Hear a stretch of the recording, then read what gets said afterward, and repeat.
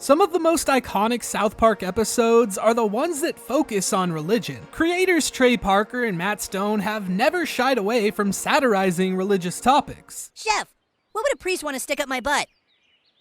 Goodbye. Over the years, this has caused plenty of controversy. But this is a show where nobody is safe, even if your religion is, well, that you don't have a religion. Atheism, the disbelief or lack of belief in the existence of a god. South Park ventured into the topic of atheism back in season 10. During the production of this legendary season, a book would release called The God Delusion. Written by Richard Dawkins, this book uses scientific and philosophical reasoning to challenge the existence of a god. It not only defends atheism, but also goes on the offensive against organized religion as a whole. This book would motivate Matt and Trey to finally make an episode focused around atheism, which accidentally turned into 2 episodes. We'll get into that later. Speaking of Matt and Trey, let's briefly talk about their religious beliefs. For a show that's poked fun at just about every major religion, a lot of people assume that they are atheists. And we were asked in this interview if we were avowed atheists. And we said no, and both kind of said no for our own reasons. This is why I'm not an atheist, why I'm not. Neither of them are very clear about their religious beliefs, but Trey Parker does believe in a god. All I had said on the Nightline thing, by the way, was like, yeah, I believe in a god, but it would take me hours to explain what I mean by that. Matt Stone has been even less clear about his beliefs. Like the clip you just saw, he denied being atheist, but in later interviews, he was quoted as saying he's probably atheist. It's important to note that in their almost 30-year-long careers, they have only talked about their religious beliefs a couple of times, and it's not uncommon for someone to change their beliefs. I just thought it was important to let you guys know that they aren't some diehard atheists like some people think. Before we dive into breaking down these episodes, we have an important update to the channel. Okay, it's not that important, but I decided to change my avatar. This one is more customized, so nobody can steal it without it being very obvious. If you know, you know. With our intro out of the way, let's get into analyzing these episodes. Retard alert, class! Do you believe in a flying spaghetti monster too, bubblehead? The episode begins with Cartman pacing in front of a game store. He's waiting for one of the most innovative gaming consoles that the world has ever seen, the Nintendo Wii. When does it come out? 3 weeks.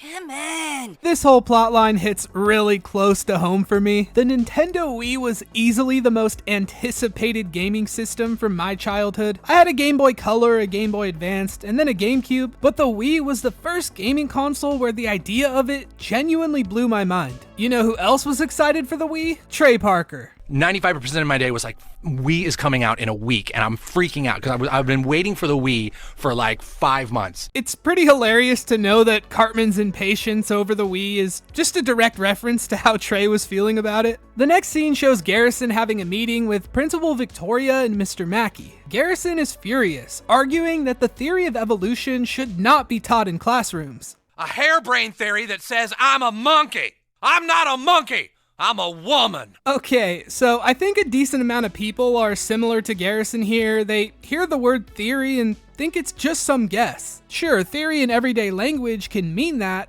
However, a scientific theory is a lot different. If you want a textbook definition, a well-substantiated explanation of some aspect of the natural world, based on a body of facts that have been repeatedly confirmed through observation and experimentation. In reality, evolution is one of the most extensively researched and well-supported scientific theories to ever exist. Principal Victoria lets Garrison know that this isn't up for debate and that evolution must be taught to the classroom. We then see Cartman tweaking out like a drug addict due to the Wii when Garrison walks in to give us one of the most iconic scenes in the entire show. Garrison's lesson on evolution. In the beginning, we were all fish.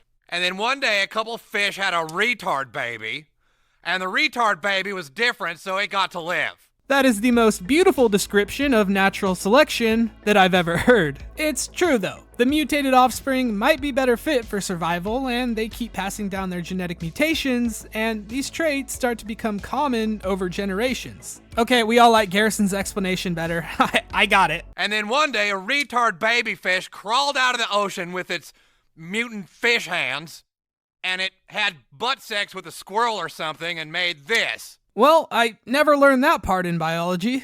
And then that had a retard baby, which was a monkey fish frog. Okay, I'm sorry, but can we just take a second to appreciate the small detail of Butters being the only one smiling here? You're the retarded offspring of 5 monkeys having butt sex with a fish squirrel. Congratulations. This lecture causes a girl's parents to get pretty upset. Do you mind telling me why my daughter now thinks she's a retarded fish frog? They go on to explain that they're a devout Catholic family. So one of the most common reasons someone might deny evolution is due to religious beliefs. This is what you would call a creationist, which is a person who believes that the universe and all living organisms originate from divine creation. Don't get the wrong idea here, not all religious people deny evolution. A lot of major religions encourage learning about it and view it as part of God's plan. Also, this is off topic, but this girl and her parents literally spawn into the South Park universe for this one episode and are never seen again. She appears to be wearing the same jacket as Heidi and has the same hairstyle as Sally Turner. I'm really curious about the thought process behind this and why they decided to make this hybrid character for one episode instead of just using an already existing one. Feel free to comment your conspiracy theories on that. Principal Victoria lets Garrison know that she brought in a replacement teacher to give the classroom a proper lesson on evolution. And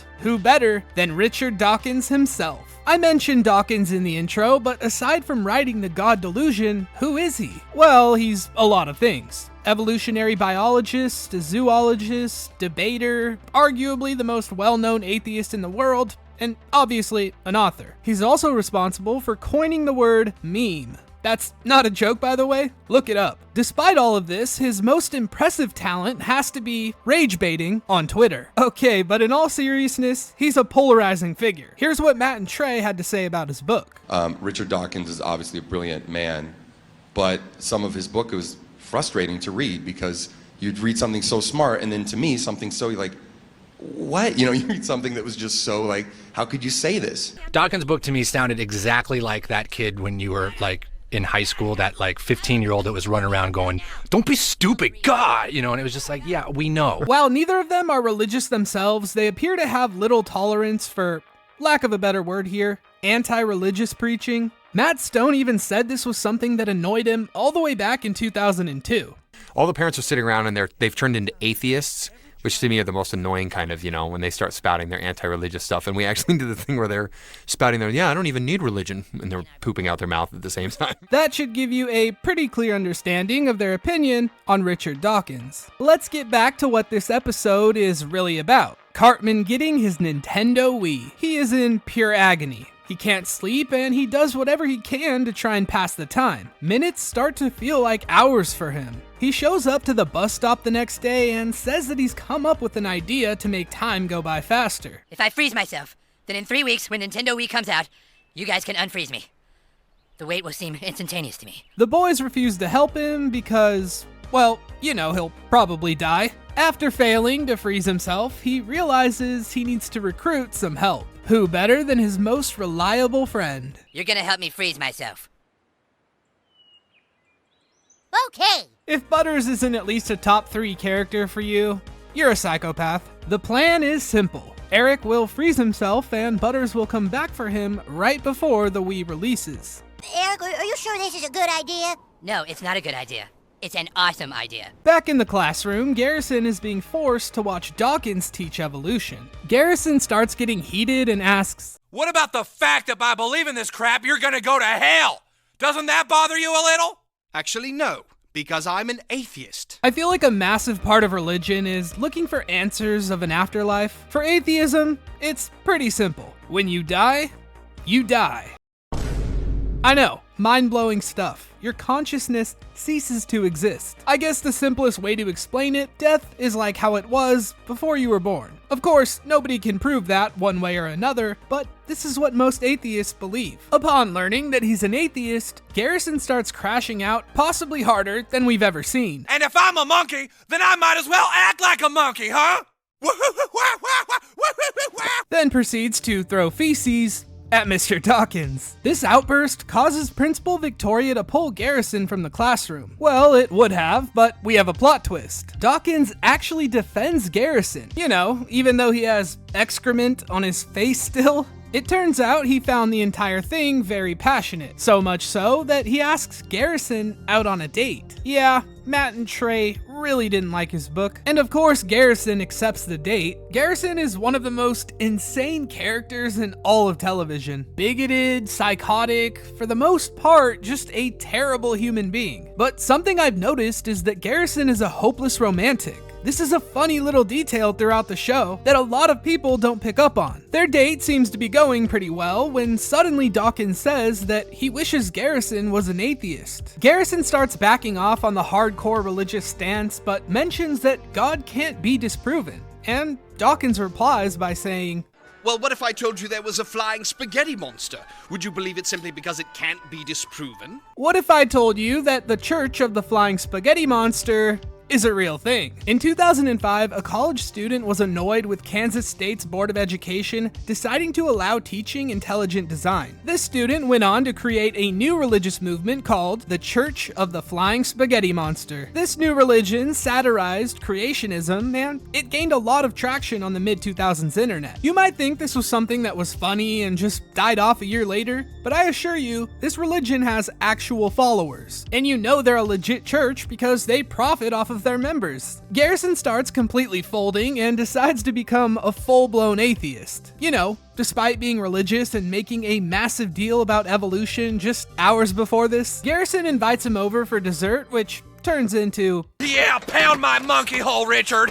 Yeah, I'm a monkey, all right. we get an update on Cartman, which is actually a reference to The Shining. Not as good as Randy's from the Blockbuster episode, but this one came first. Cartman then gets swept into an avalanche, ensuring that Butters, or no one else for that matter, will be able to find him. We also learn that Eric's plan actually worked.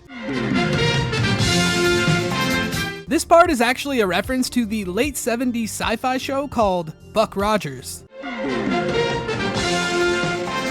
Most of us were not even a sperm cell yet, but Trey Parker really loved this show growing up. And we had this Buck Rogers beginning, which is pretty great.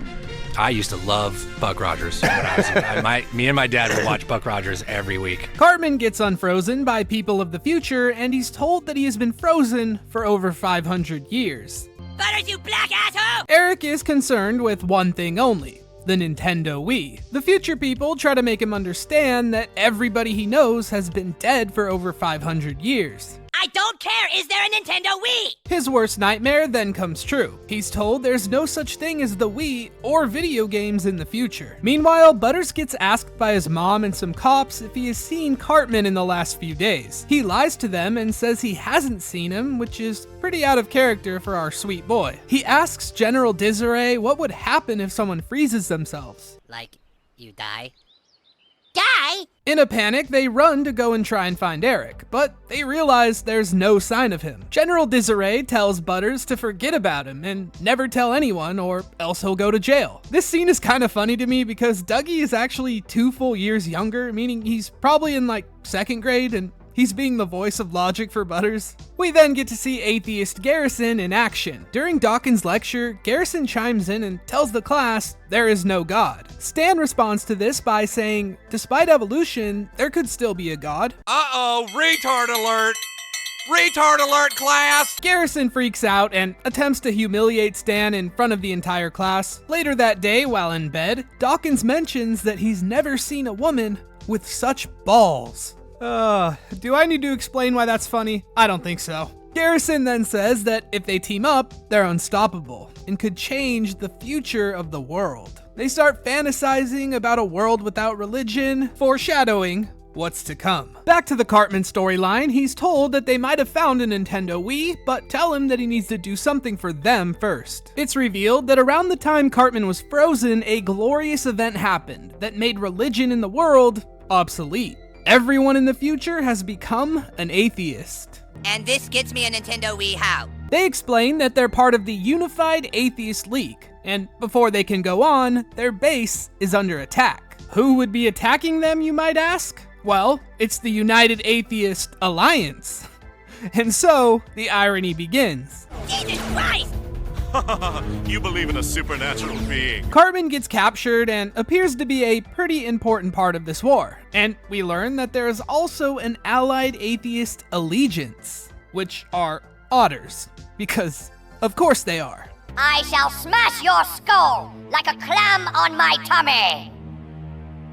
What? The sea otters appear to be preparing for some type of massive war, and this is how the first episode ends. What we know so far is that there are 3 factions of atheists who are at war, and Cartman is important somehow. This ending kind of makes you think that Matt and Trey were always planning to make this a 2-parter, but that's not the case at all.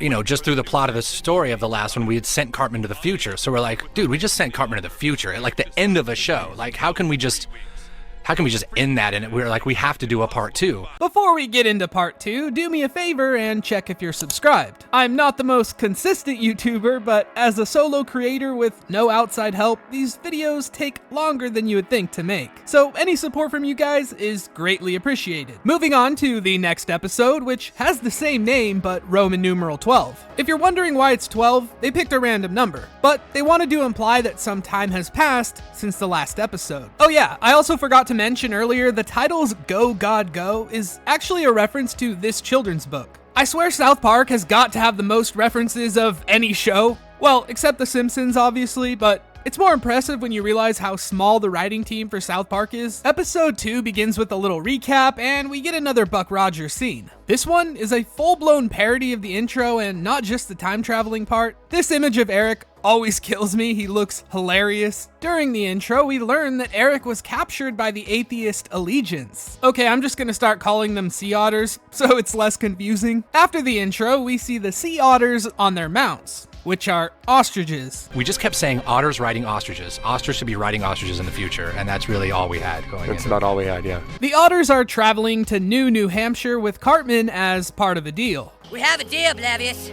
As long as I get what I want, you have nothing to worry about. We all know what Cartman wants, and they arrive at their destination. At the museum, some cool ancient technology can be spotted, and Cartman eventually finds his holy grail. I've waited so long for this. The otters demand that Eric follows through with his side of the deal. He then proceeds to teleport away, screwing them out of whatever deal they had planned. This shows us that Cartman has sided with the UAA, or how I like to call them, the bad haircut atheists. He gives them an information crystal that apparently could change the outcome of this war. He demands that somebody be sent to his room to help him hook up the Wii to his float screen TV. As a nerd myself, something that bothers me about this plotline is what game would Cartman even be playing? Even if he gets the Wii connected, he has no games for it. Okay, I'm realizing how stupid that sounds when there's literally talking sea otters in the episode. Never mind. We can all agree that Wii Sports was goated though, right? The maintenance guy tells Eric that there's no way he can hook it up with the current technology. And if I don't get to play real soon, I'm gonna bust a nut. Interesting choice of words there, Eric. We then meet the robot dog, K10, who is a parody of K9 from Doctor Who. Cartman is depressed watching futuristic TV when suddenly an ad appears for a phone that can be used to call people from the past. Eric has the idea to get one of these phones and call his past self to tell him not to go through with the freezing plan. He attempts to buy one, but finds out that it's ridiculously expensive. 6,000 credits? What do I look like to you, a beryllium miner? Unable to convince the store clerk to give him one, he asks K10 to find out who has recently bought one of these time phones. And he robs them, of course. Alright, just let me use my tools. Hey! Back to our atheist politics. The information crystal that Cartman provided revealed where the sea otter's food supply is. The terrible haircut atheists are planning to send most of their force to wipe out the supply and starve out the otters. They have some concerns that sending this force would make their entire city vulnerable. That's why we have to be super duper sure that nobody finds out we're doing it. We then see the UAL, or the faction with the stupid hats, have already learned about this plan. Some of their members question the morality of attacking when we get one of the funniest lines in this episode. That he learned using logic and reason isn't enough. You have to be a dick to everyone who doesn't think like you. This line is Matt and Trey making fun of the more hardcore atheists like Richard Dawkins. Or, you know, those people on r/atheism that dedicate their entire lives to harassing anyone that's religious. Most atheists are perfectly normal, happy people. But like all things in life, there's a very loud, aggressive, extreme group of them who feel the need to shame religious people, and this type of behavior is exactly what South Park is making fun of in this episode. Now for an update on the sea otters. By the way, in the last episode, episode, they called themselves the Allied Atheist Allegiance. Put me through to the Allied Atheist Allegiance. For this episode, they switched it to Alliance. My only theory is they wanted it to be more similar to the other factions for comedic effect, but it could also just be a mess up by Matt and Trey. The Otters reveal that they are one step ahead of the other factions. The location of their food source was actually a decoy, which means they're going to wait for the other two factions, Dumb Hair and Dumb Hat, to start fighting. Once they're broken down, the Sea Otters will claim an easy victory,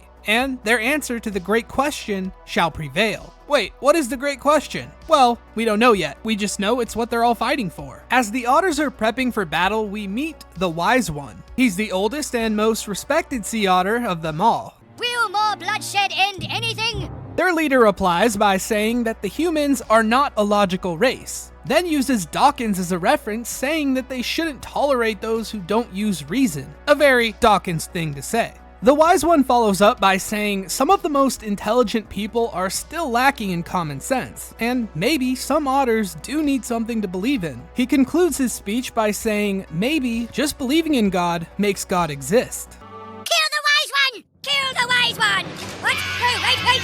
This part is so hilarious to me, but in all seriousness, I really like what the Wise One says here. Maybe some otters do need something to believe in. Even though I might not believe in God, I can acknowledge that some people find greater happiness, stability, and purpose through their belief in one. His speech offers us a different perspective, showing that things don't always have to be so black and white. Then he gets got by his own people, which just makes for some brilliant comedy. Probably my favorite scene in this episode, to be honest. Moving on to the Cartman storyline, we see him attempt to call his past self, and he gets a taste of how insufferable he can actually be. It's not Kyle, it's you! Yeah? Well, you can go yourself. I'm trying to do you a favor, dumbass! He tries calling Butters next, but gets intercepted by his past self. Come on, Butters, we're going. God, I hate that guy! I love how Cartman says that guy, even though he knows it's himself. Like his ego can't accept that he's that unbearable. Desperate times call for desperate measures, and he attempts to ask Kyle for help next. He explains the situation and about how he did manage to freeze himself. And of course, Kyle isn't buying any of it. Just stop me from freezing myself, and I will get down on my knees, and I will suck your balls. This phone call with Kyle actually changes the future a little bit. Cartman's clothes change and K10 turns into Kit 9. Do you guys see the joke here? If you switch the numbers, it would be Kit 10 and K9, like K9 and Kitten? Yeah, I'm pretty much the GOAT at explaining jokes everyone already understands. I do wonder though why this call with Kyle changed the future a little bit. Was it because Kyle found out Eric was serious after he went missing and knew he could have saved him? Did this somehow interfere with the Dawkins and Garrison storyline? I don't know. It's interesting to think about though. Meanwhile, we see the Great Atheist Battle is about to begin. The bad haircut atheists are going to send out their units to attack the Otter's food supply, which again we learned was a decoy. While this is happening, the stupid hat atheists are going to hit the bad haircuts with everything they have. Then the Sea Otters will come in, attempting to take out both factions in one fell swoop. Kill the table eaters! Now that's a slur that I can get behind, you filthy table eaters. The bad haircuts realize they have been outplayed, and the entire faction goes into a panic along with Cartman. Cartman, of course, is pretty pissed off that he's going to die in the future, but mostly because he hasn't gotten a chance to play the Wii yet. The situation is looking pretty grim for the bad haircuts. What are you otters doing? This is our attack! Yes, and we're attacking both of you! The haircut leader warns them that if they don't stop this, it will be the end of them all. The Otters tell them that if they want it to stop, they need to accept their answer to the great question. Cartman then asks what we have been wondering this entire time. What is the great question? What atheists should call themselves? Yeah, you heard that right. We learn that this entire war, all of the bloodshed, the hatred, is all due to one reason. What atheists should be called? Is it the Unified Atheist League, the United Atheist Alliance, or the Allied Atheist Alliance? Allied Atheist Alliance! That way it has 3 A's! That is the logical choice! They realize that they'll never come to an agreement and tell each other to prepare for death. Cartman is in full-blown panic mode when Kit 9 reminds him that he knows the wife of Mr. Dawkins and says that talking to her could change the outcome of the future. Garrison? But he's an asshole! Cartman calls Garrison, who's in the middle of a very passionate lovemaking session. Give this monkey what she wants! Oh, Miss Garrison! When Dawkins answers the phone, Cartman asks for Mr. Garrison, which causes Dawkins to correct him. And then Cartman says, Just pass the phone to whatever Garrison wants to call himself since the sex change operation! As you can imagine, this is something that Dawkins would never tolerate. He proceeds to break up with Garrison on the spot. Well, go ahead and leave, you atheist This scene actually aged hilariously because 3 years ago he lost his Humanist of the Year award for tweeting about trans people. Garrison and Dawkins breaking up was enough to change the future, and Cartman is told that he can go back home. We see that all three factions are at peace with each other. Eric then asks about the war over atheism. Isms are great for those who are rational, but in the hands of irrational people, isms always lead to violence. Cartman then assumes that this means there's no longer war in the world. Of course there's war. The stupid French Chinese think they have a right to Hawaii. And this, my friends, is exactly what this entire two-parter is about. Human beings will fight over anything and everything. Our message in the show was that people will fight about anything. There's a lot of people that blame religion for all of the world's problems. Sure, it's an undeniable fact that religion has caused a lot of conflict throughout history. I don't think anyone is denying that. However, the fact is that humans will always be fighting over something, whether it's territory, politics, money. That is the message of this South Park episode. It's not an attack on atheism, it's pointing out that people are idiots in general and having extreme views towards anything is problematic. Let's talk about something more important though. Does Cartman ever get to play his Wii? Well, he was successfully sent back to the past and he's instantly relieved upon arriving. His mom shows up to tell him that he needs to just be patient, and this time, Cartman agrees, and he's perfectly happy waiting the 3 weeks. That Nintendo Wii doesn't come out for 2 months.